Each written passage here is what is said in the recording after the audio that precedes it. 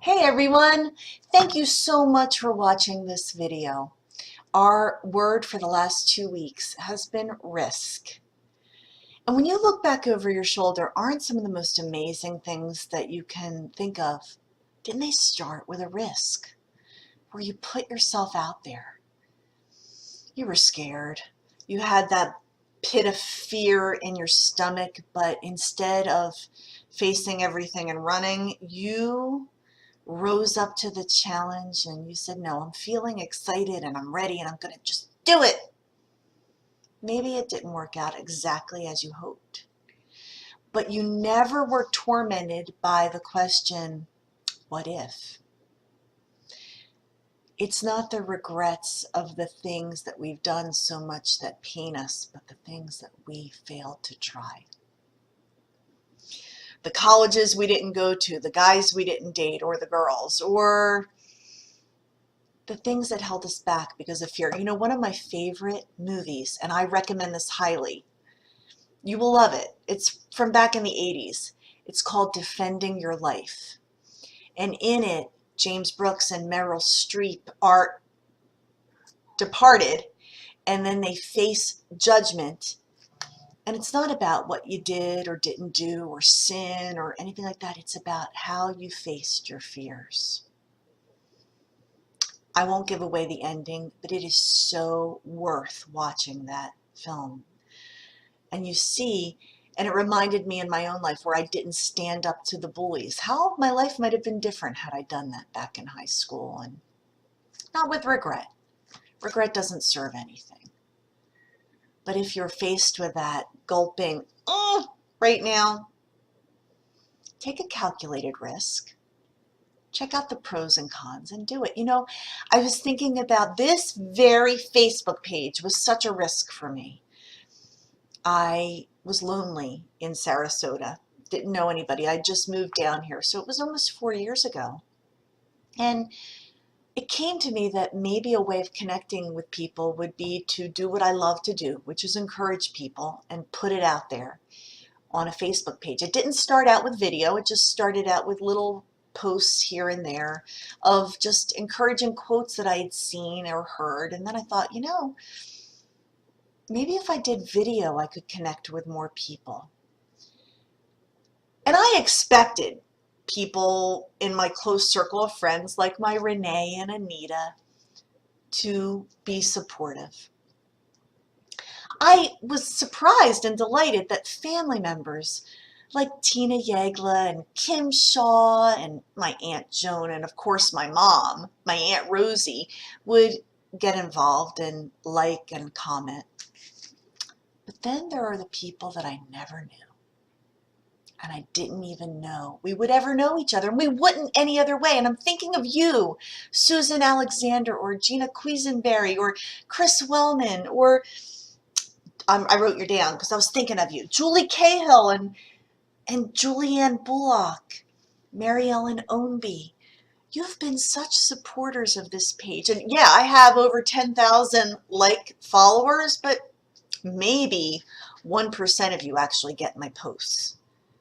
And of that 1%, you are such faithful contributors, and your likes and comments make me feel connected to this world. Thank you for showing in my life that risk paid off. I really appreciate all of you today. Terry Olshenberger and gosh, Jenny Angelilli, people from my past that didn't hold me to my past, but supported me in my future. Thank you. Risk does have its rewards. So I wonder what we build on after risk. I'm saying a prayer for all of us. Holy Spirit, guides, show us what we need to win the next 2 weeks. And the answer is, and if I forgot to say your name, please don't think I don't love you. I do. I appreciate all of you. We're a team, aren't we? We go from risk to release. Wow. I have to tell you something. personal. Recently, I was meditating, and I'm learning how to meditate. I am very distracted easily, but I'm learning to quiet myself and really try to connect with my soul and spirit. And it was a really beautiful meditation, and afterward I felt really compelled, for the first time in years, to put on worship music, like contemporary Christian worship music. Now, this is not a denominational page. All are welcome and all belief systems are welcome, but I have to say, when I put that music on, next thing I know, I found myself singing around the house, and in that there was such a release. It was like I had this pent-up gratitude and pent-up appreciation, and it needed to exit. And so for me, it was about releasing what was going on the inside to the God that I serve. But maybe your release, maybe the continued releases that we're going to be experiencing over the next weeks are related to considering what is pent up. Because you can't have a release unless you have a catch. You know what I mean? You have to be something bottled up before it can be released. So the first step is consider what may be bottled up.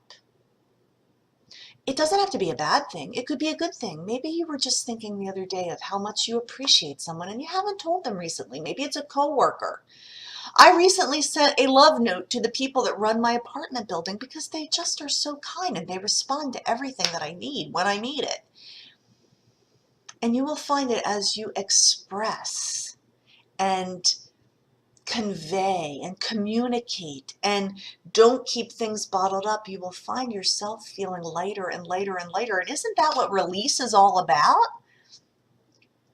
So here's to all of us feeling a little bit lighter the next 2 weeks as we are mindful enough to sense what is bottled up, and then brave enough and vulnerable enough to let it out. I wish great releases for all of us. And thanks for being here. Please say hi in the comments. You know it means a lot to me.